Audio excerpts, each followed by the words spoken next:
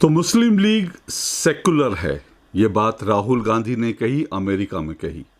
इसको लेकर बहुत सारे लोग सवाल उठा रहे हैं। कल भी मैंने एक छोटा सा वीडियो डाला था क्योंकि कल ये खबर गर्म थी, कल ये बड़ी खबर थी, इसलिए मैंने एक छोटा सा वीडियो डाला था जिसमें मैंने सवाल उठाया था कि यही राहुल गांधी और यही कांग्रेस ये कहते हैं कि राष्ट्रीय स्वयंसेवक संघ जो आरएसएस है वो दरअसल एक कम्युनल संगठन है और उसकी तुलना मुस्लिम ब्रदरहुड जैसे आतंकी संगठन से राहुल गांधी ने कर दी थी। लेकिन इन्हीं राहुल गांधी को मुस्लिम लीग सेकुलर नज़र आता है। कल तो मैंने आपको ये बहुत संक्षेप में बताया था, आज मैं आपको विस्तार से थोड़ा बताने समझाने की कोशिश करूँगा कि वो मुस्लिम लीग जिसको राहुल गांधी सेकुलर कहते हैं वो दरअसल सेकुलर क्यों नहीं है और कैसे ये मुस्लिम लीग जो दरअसल राहुल गांधी की आज सहयोगी है, कैसे वो एक कम्युनल है, सिर्फ कम्युनल नहीं बल्कि मैं तो कहता हूँ कि हिंदू विरोधी है।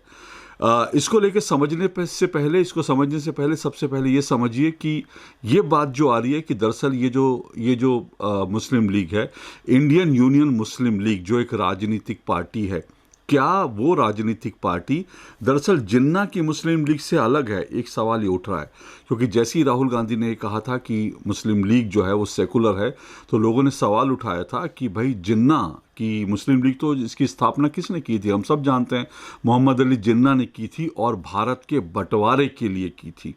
यही मुस्लिम लीग और यही मोहम्मद अली जिन्ना थे जिन्होंने ये कहा कि हम मुसलमान जो हैं वो हिंदुओं के साथ नहीं रह सकते, इसलिए हम आज़ाद हिंदुस्तान में नहीं रहेंगे, हम मुसलमानों को अपना एक अलग देश चाहिए। और उसके बाद ही भारत का बंटवारा हुआ था और भारत और पाकिस्तान बना था, और पाकिस्तान ही नहीं बल्कि पूर्वी पाकिस्तान भी जो आज बांग्लादेश है।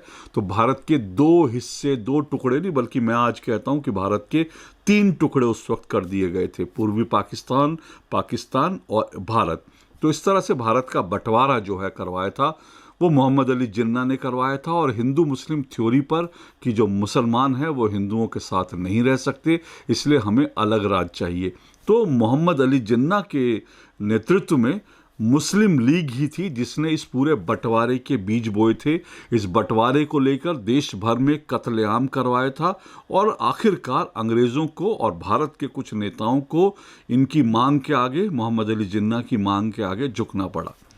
लेकिन अब ये कहा जा रहा है कि ये जो मुस्लिम लीग है, ये मुस्लिम लीग तो जो राहुल गांधी और कांग्रेस की सहयोगी मुस्लिम लीग है, ये तो दरअसल बिल्कुल अलग है और ये जिन्ना की मुस्लिम लीग से अलग है। तकनीकी तौर पर हम ये कह सकते हैं कि हाँ, ये बात सही है क्योंकि दरअसल भारत के बंटवारे के बाद ये जो भारत में इंडियन यूनियन मुस्लिम लीग है वो भारत के बंटवारे के बाद बनी, जबकि भारत के बंटवारे से पहले जिन्ना की मुस्लिम लीग थी। तो आप ये कह सकते हैं जिन्ना की मुस्लिम लीग पाकिस्तान में रह गई और इंडियन यूनियन मुस्लिम लीग ने भारत में काम करना शुरू किया। लेकिन मैं ये कहता हूं कि दरअसल मोहम्मद अली जिन्ना की मुस्लिम लीग और इंडियन यूनियन मुस्लिम लीग, इन दोनों की विचारधारा लगभग एक सी है। ये जो इंडियन यूनियन मुस्लिम लीग है जो कांग्रेस की सहयोगी है, इसकी स्थापना किसने की? इसकी स्थापना मोहम्मद इस्माइल ने की थी। ये मोहम्मद इस्माइल कौन है? ये मोहम्मद इस्माइल और कोई नहीं बल्कि मोहम्मद अली जिन्ना के चेले ही हैं। और जब मोहम्मद अली जिन्ना ने और मुस्लिम लीग ने भारत के बंटवारे को लेकर एक पूरी मुहिम चलाई थी, उस मुहिम में ये मोहम्मद इस्माइल भी इस मुहिम का हिस्सा थे और ये जिन्ना के पक्के चेले रहे थे। लेकिन जब बंटवारा हो गया, और बंटवारे से पहले ये समझिएगा कि इनकी थ्योरी किस तरह से काम कर रही थी। मोहम्मद अली जिन्ना सिर्फ एक पाकिस्तान नहीं बनाना चाहते थे बल्कि उनकी थ्योरी ये थी कि भारत के टुकड़े टुकड़े कर दिए जाएं, और इसी पूरी थ्योरी पर चलते हुए जब पाकिस्तान की बात हुई तो उसी समय ये मोहम्मद इस्माइल जिन्होंने इंडियन यूनियन मुस्लिम लीग की स्थापना की, इन्होंने क्या कहा था? इन्होंने कहा था कि जो दक्षिण भारत है, इन्होंने कहा कि दक्षिण भारत में एक अलग, दक्षिण भारत को लेकर के एक अलग मुस्लिम देश बनाना चाहिए। इसका नाम दिया गया था मोपलिस्तान। जी हाँ, मोपलिस्तान नाम दिया था और इन्होंने कहा था कि जो दक्षिण भारत है वो अलग एक मुस्लिम देश होगा। तो सोचिए कि आज़ादी से पहले ही इंडियन यूनियन मुस्लिम लीग, राहुल गांधी के सो कॉल्ड सेकुलर साथी दरअसल किस थ्योरी पे काम कर रहे थे? वो इस थ्योरी पे काम कर रहे थे कि पूर्वी पाकिस्तान जो आज बांग्लादेश है वो एक अलग मुस्लिम देश बन जाए, दूसरी तरफ जो है पाकिस्तान, जो आज एक मुस्लिम देश है ही, इस्लामी देश है ही, वो एक अलग मुस्लिम देश बन जाए, और साथ साथ दक्षिण भारत जो है वो अलग एक मुस्लिम देश बन जाए, मोपलिस्तान बन जाए। सोचिए, अगर इस थ्योरी पर काम हो गया होता तो पहले तो भारत 3 तरफ से, आज तो हम कम से कम बांग्लादेश और पाकिस्तान से घिरे हैं, लेकिन अगर ऐसा हो जाता तो एक तो भारत जो है वो नक्शे में छोटा सा देश रह जाता, और उसके बाद नीचे जो पूरा दक्षिण भारत है वो भी एक अलग मुस्लिम राष्ट्र होता। 3 तरफ से भारत मुस्लिम राष्ट्र से घिरा होता, दुश्मनों से घिरा होता। उसके बाद भारत कितनी देर तक सरवाइव कर पाता, क्या वास्तव में भारत रह पाता, ये एक बड़ा सवाल है।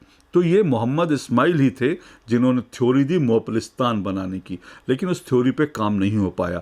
उसके बाद जो है इन्होंने उसके बाद इंडियन यूनियन मुस्लिम लीग की स्थापना की और एक राजनीतिक पार्टी बना ली।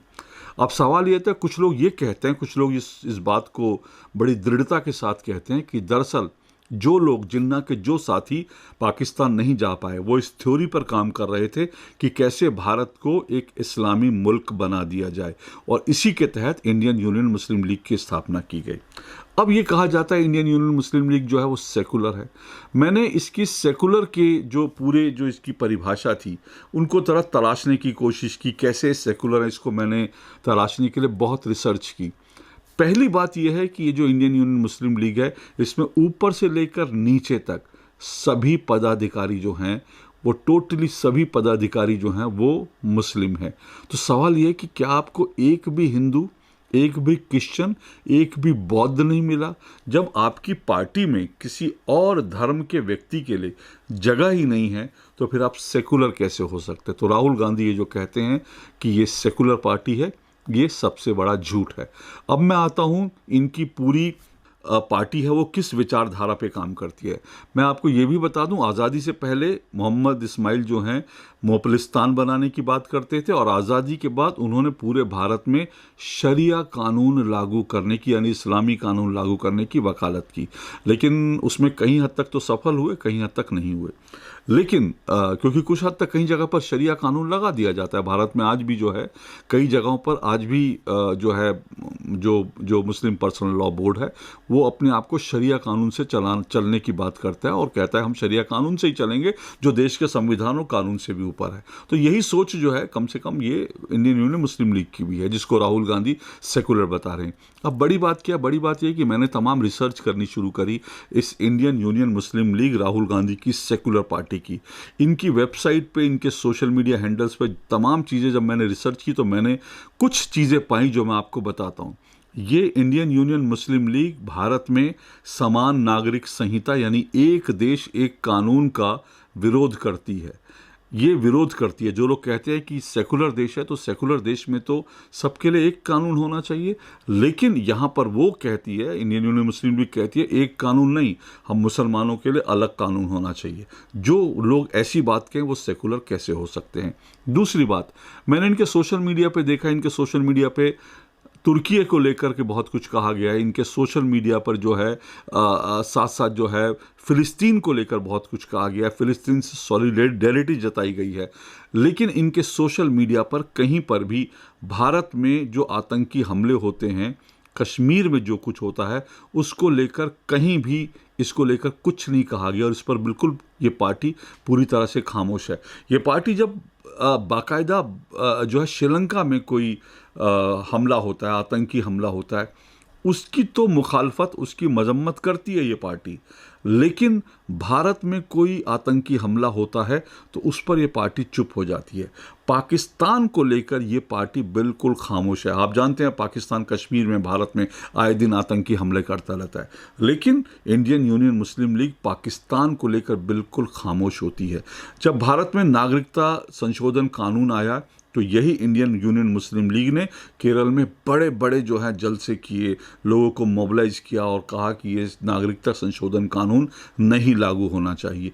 और ख़ास करके उसके बाद जब नागरिकता संशोधन कानून को लेकर दिल्ली में दंगे हुए और दंगों के बाद जब पुलिस ने जांच करने के बाद कई लोगों को गिरफ्तार किया, तो आज जो इन दंगों के आरोप में जेलों में बंद हैं पिछले 2-3-4 साल से, अदालतों ने जिन्हें आज तक जमानत दी है, नहीं दी है, उनको लेकर के उनको ये पीड़ित बताती है इंडियन यूनियन मुस्लिम लीग, और इनकी रिहाई के लिए ये काम कर रही है कि लगातार इनको रिहा करने के लिए मोबिलाइजेशन का काम कर रही है। कश्मीर पर खामोश हो जाना, पाकिस्तान पर खामोश रहना, दूसरी तरफ यही इंडियन यूनियन मुस्लिम लीग, इनका एक पोस्टर मैं आपके साथ साझा कर रहा हूँ, ये हिंदुओं को आतंकी बताती है। तो जो पाकिस्तान को भी आतंकी नहीं बताता, वो हिंदुओं को आतंकी बताता है। ऐसी पार्टी इंडियन यूनियन मुस्लिम लीग क्या सेकुलर हो सकती है? कश्मीर में जब 370 को हटाया गया था, तब इसी इंडियन यूनियन मुस्लिम लीग ने कहा था ये तानाशाही है, और पाकिस्तान ने भी कहा था ये तानाशाही है। तो आप पाकिस्तान की राजनीतिक लाइन जो है वो क्यों टो करते हैं? अब अंत में सिर्फ एक बात मैं बताता हूँ, सवाल ये है कि राहुल गांधी क्यों कह रहे हैं इंडियन यूनियन मुस्लिम लीग को, वो क्यों कह रहे हैं कि ये सेकुलर हैं? दरअसल राहुल गांधी इस वक्त वायनाड से लोकसभा सांसद हैं, और वायनाड में जब वो चुनाव लड़े थे तो इंडियन यूनियन मुस्लिम लीग ने राहुल गांधी को पूरा सपोर्ट किया था, खुलकर सपोर्ट किया था। राहुल गांधी की सभाओं में, राहुल गांधी जब पर्चा दाखिल करने जा रहे थे उनकी सभाओं में इंडियन यूनियन मुस्लिम लीग के झंडे आपको लहराते हुए साफ दिखाई देंगे। तो दरअसल राहुल गांधी वायनाड से सांसद हैं।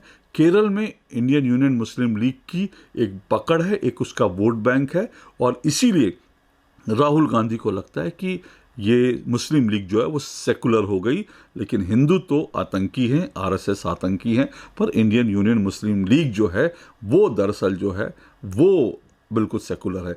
मैं आपको जल्द ही एक वीडियो में ये भी बताऊंगा कि ये सिर्फ केरल की बात नहीं है, बल्कि इस वक्त जो है पूरे देश में 2024 के लिए कांग्रेस मुस्लिम वोटों को एक बार फिर से अपने झंडे तले यूनाइट करने की कोशिश में लगी है, और उन्हीं कोशिशों के तहत जो है राहुल गांधी ने बयान सोच समझ के दिया है। इसके ऊपर मैं फिर कभी आने वाले दिनों में बात करूंगा। आज के लिए इतना ही। नमस्कार।